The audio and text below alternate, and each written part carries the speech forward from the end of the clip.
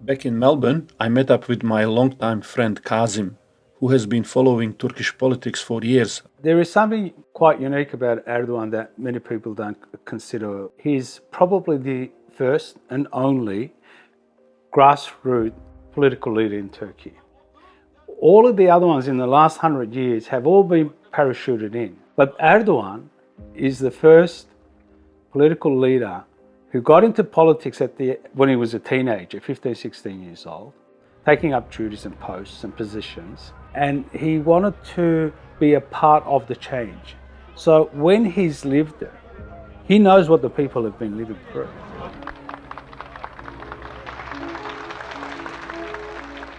In 2000, Kazim had the pleasure of hosting President Erdogan in his home for 3 weeks when he came to Melbourne.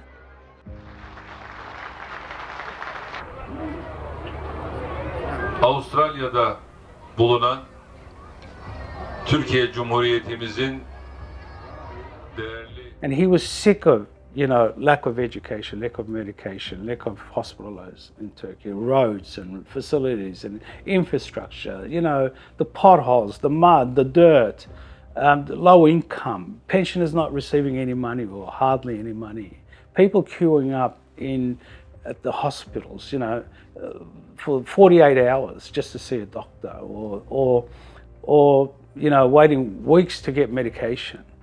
No running water in the city of Istanbul, up until the 90s when he became mayor. Yeah. This is Mehmet Han. He's a local. He still lives here.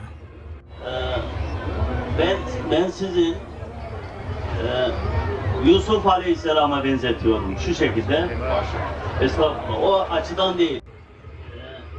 Yusuf Aleyhisselam'a benzetiyorum şu şekilde.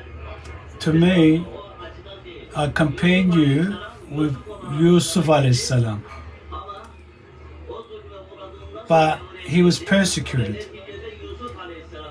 And then he became the Yusuf that we know, with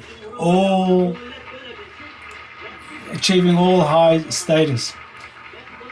And I believe that you will end to become the president of this country. İşte Allah'ın izniyle siz de Türkiye'nin reisi cumhuru olacaksınız. Bu millet böyle bilsin. Ve bu şekilde So guys, that's what you're going to be. You're going to reach the highest of positions. And look at his response. He says, people are good at, firing up people. He goes, people make me prime ministers and presidents all the time. People are like, but he goes, nothing happens by just talking. Can you just repeat that story about him driving, Really? Yeah.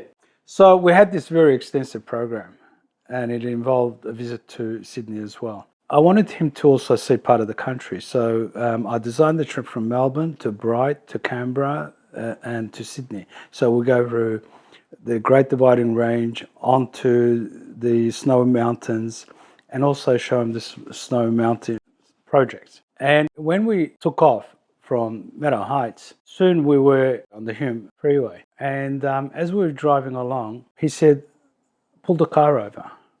I said, why? He said, I want to drive. I said to him, Abi, you can't drive. You shouldn't drive because you still got jet lag and the traffic was a bit different. Our steering wheel is on the wrong side compared to Turkiye's. And he said, nope. And he became more serious when I said to him all of that. He said, pull the car over, I want to drive. And then Mrs. Erdogan also, she was at the back with my wife. And she said, Tayyip Bey, I believe Kazim is right. You shouldn't be driving. You're tired and you've got jet lag. And besides, the car is, the steering wheel's on the wrong side. But he became more and more adamant that he wanted to drive because I think it brought back flashbacks to what he saw growing up in Turkey for most of his life, that you can't pray, You can't go to this mosque. You can't cover your hair. Can't even read a poem. If you do, we'll throw you in jail, which they did. And so someone who has that kind of flashbacks or that kind of subconsciously, things that are tearing him down emotionally, that's what makes the man. So when I said to him, no, you can't drive, he said, what are you talking about? He said, pull the car over, I'm going to drive. And I did. So when Erdogan says we're going to build 500,000 homes in 1 year for the victims of the earthquake, even the opposition doesn't dispute that.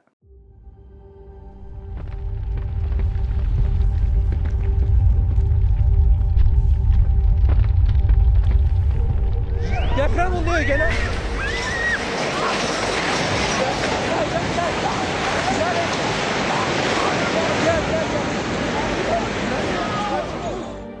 Unfortunately, we woke up to the news of the earthquake. May Allah help those people. Everybody affected, a lot of family lost their loved one.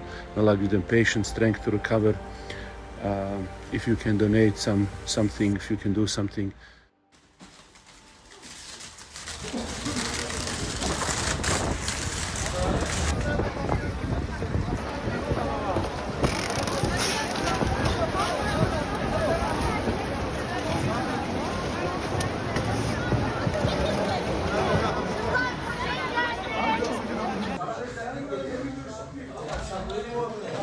Everybody is feeling it down, yeah? Yes. Everybody watching the news and it's the first Juma after the earthquake.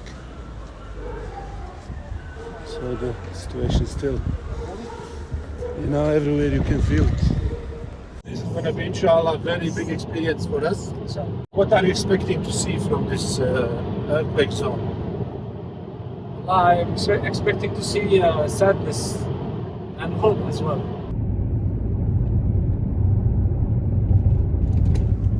See them standing in the light.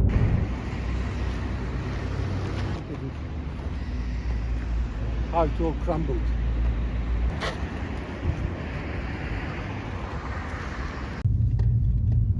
Assalamu alaikum, boys.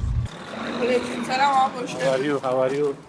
Very good, How are very you? good, Very very good. good. How are you? Very good. Very good. What are you doing? We are here in earthquake epicenter, and we are checking one of the Australian charities, Hassan, in terms of what they are doing. They have been doing fantastic work around here. As you can see, there is so many different things. These people need everything. You have generators, you have heaters, water, all kinds of supplies here. A lot of clothes, winter clothes.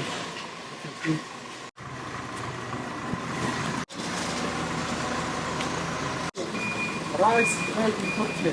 Maşallah.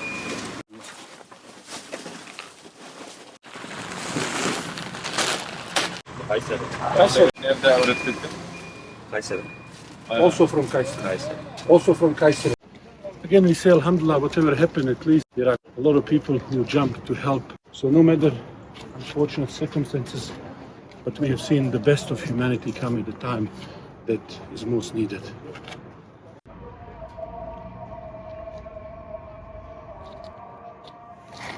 It's Maghrib time here. You know what I was thinking? Yeah. In these earthquake zones, when these things happen, I don't know how many of us think of these animals, what happens to them, how do we treat them? This poor dog. Devastating earthquakes in Turkey. Was that the capacity that's needed in the event of such? No, this is gonna.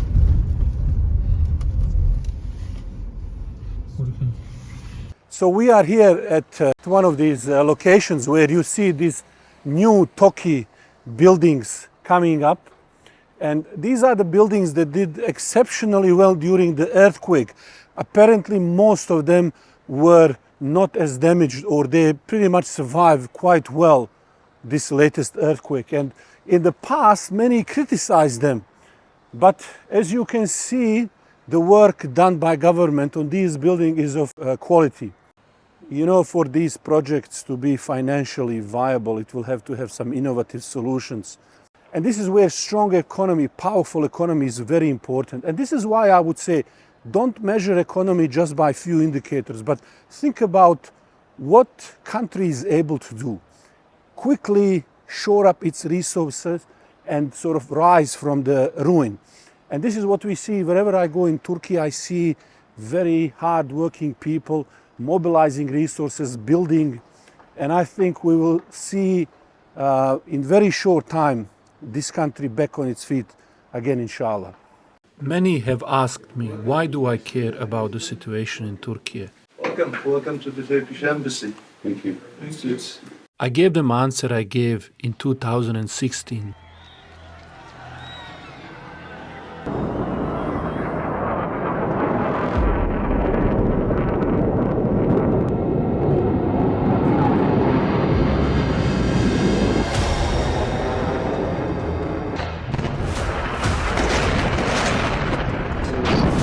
The airport, and then was so amazed and relieved when I saw the people power of so many hundreds of thousands of just common Turkish citizens coming out to defend. Başladılar. Tartaklamaya başladılar. Ben dedim ki ben buraya dedim 2 çocuğumu bırakarak buraya kadar geldim. Ben mi düşmanım dedim, siz mi düşmansınız?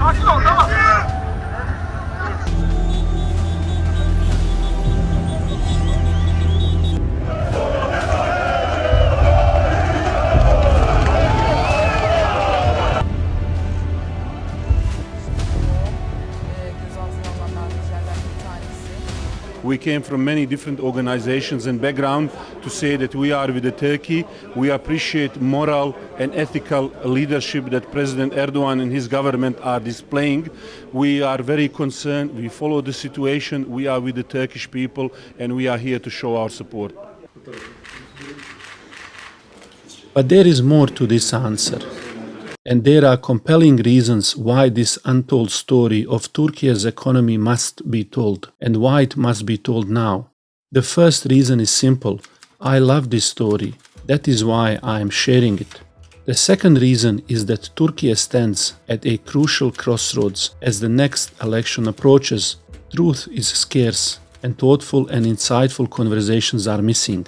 Certain media outlets are downplaying the positive developments and amplifying the negative.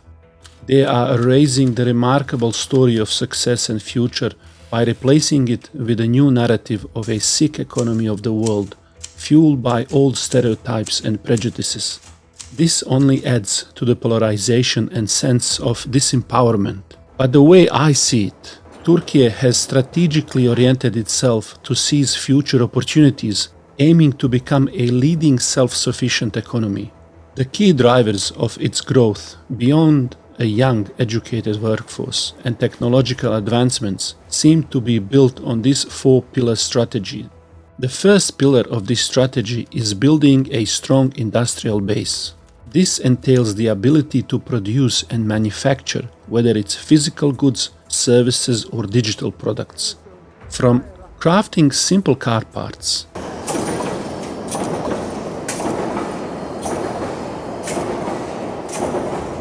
It's for Renault, they make it.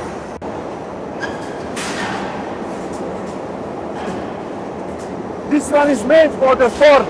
to manufacturing their own drones and electric cars, and even venturing into space, Turkey has continuously expanded its economic foundation. Production and imports are interconnected, and before we move on to the next point, here are some noteworthy statistics to consider. Consistent with the growth in export, Turkey's import has also surged over the past 2 decades. Now, on the composition of those imports from 2013 to 22, over half of Turkey's imports consisted of intermediary goods, and these are the goods that are used in productions for export. And then from 2021 to 22, the cost of energy significantly increased. If energy prices have remained at their 2015 level, Turkey would have saved over $61 billion on imports. Now, why is that important? This is important when we talk about criticism regarding the current account deficit that some people are raising. Without the burden of high energy import costs, Turkey's current account deficit would transform into a surplus. Now, I know it's easy to just exclude major costs, but on the issue of deficit, by increasing higher value production and export while decreasing expensive energy inputs, and Turkey is working on energy independence, Turkey aims then to balance this out and transform the deficit into the surplus. The second pillar in this four-pillar strategy is infrastructure. Turkey has placed a strong focus on establishing a robust infrastructure that supports its industrial growth.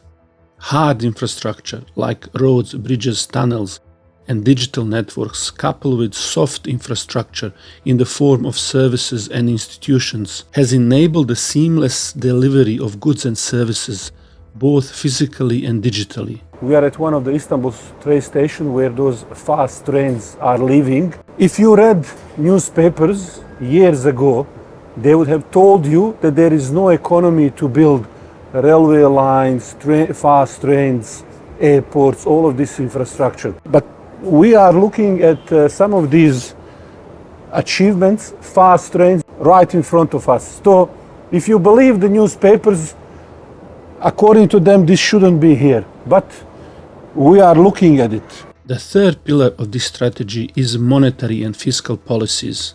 To safeguard this industrial base and infrastructure, Turkey adopted strategic policies. These measures were designed to reverse the effects of dollarization, enhance lira usage known as lirazation, and foster economic independence. It is not just about protecting the economy from financial shocks, but also about ensuring that policies support economic growth and work in favor of the nation's long-term interests.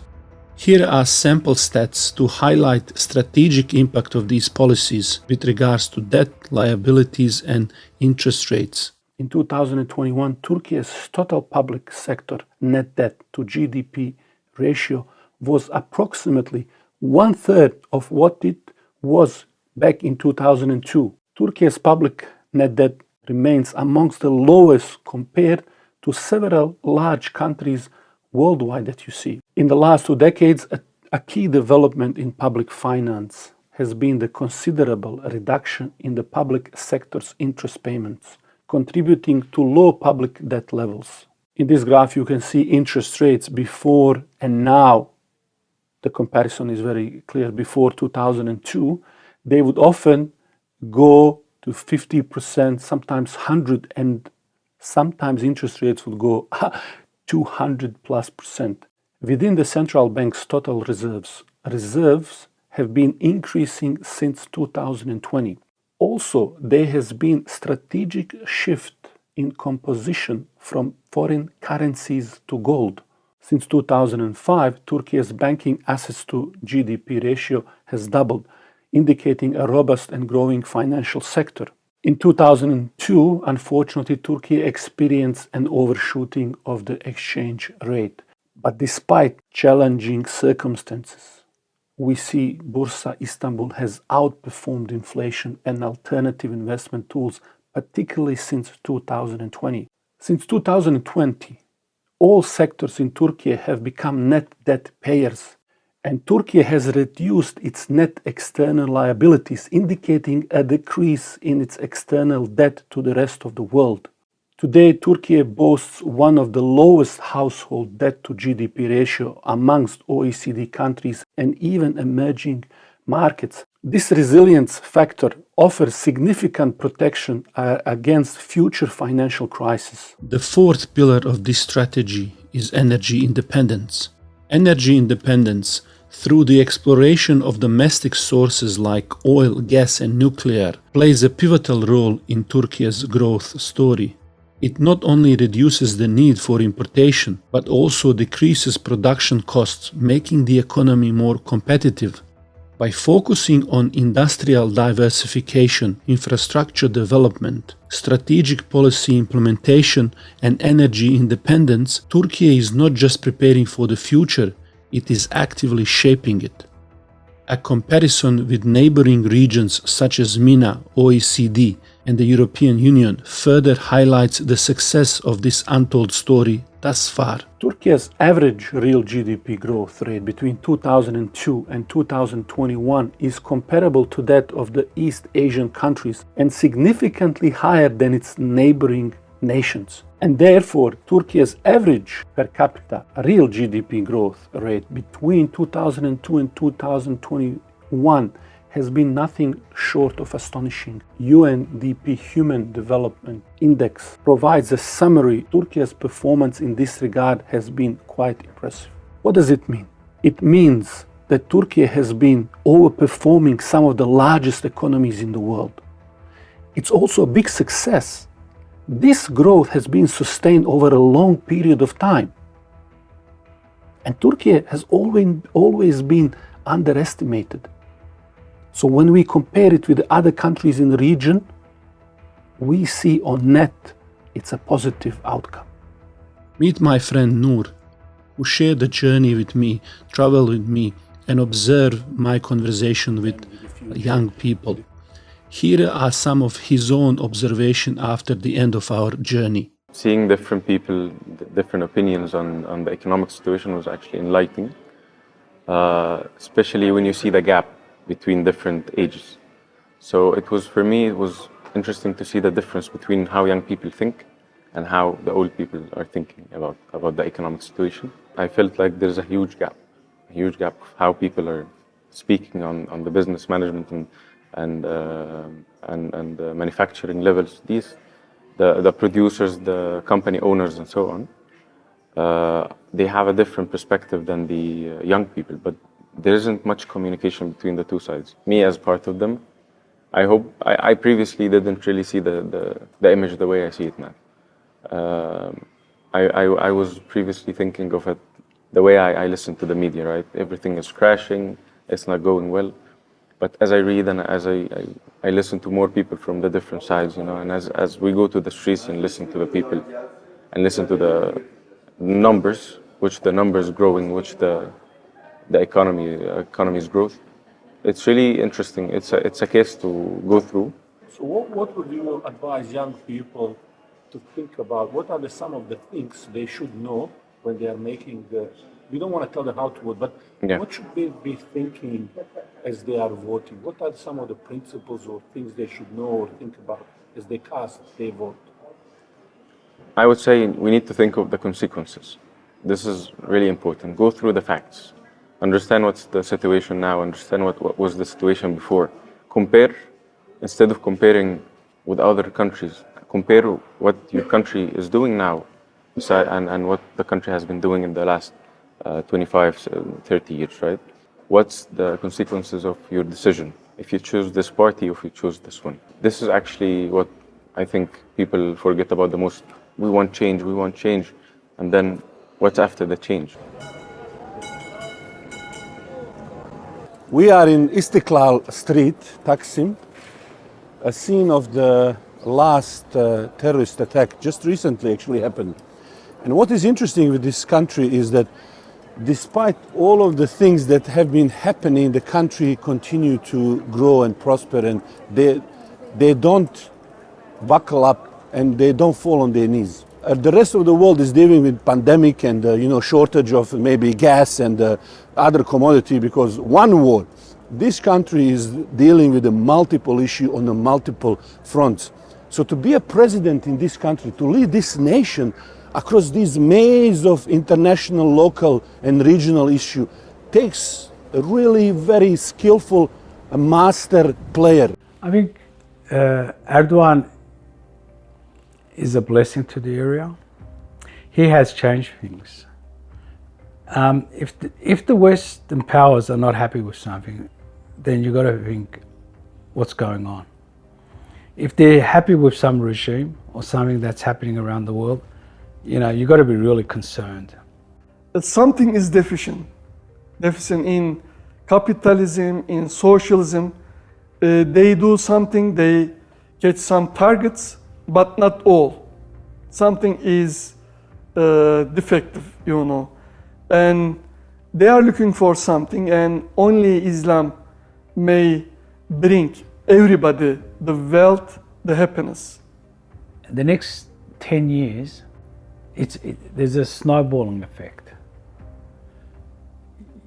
You know, when you roll a snowball from the hill, the first revolution compared to the 100th revolution is not 100 times bigger, it's probably 1,000,000 times bigger.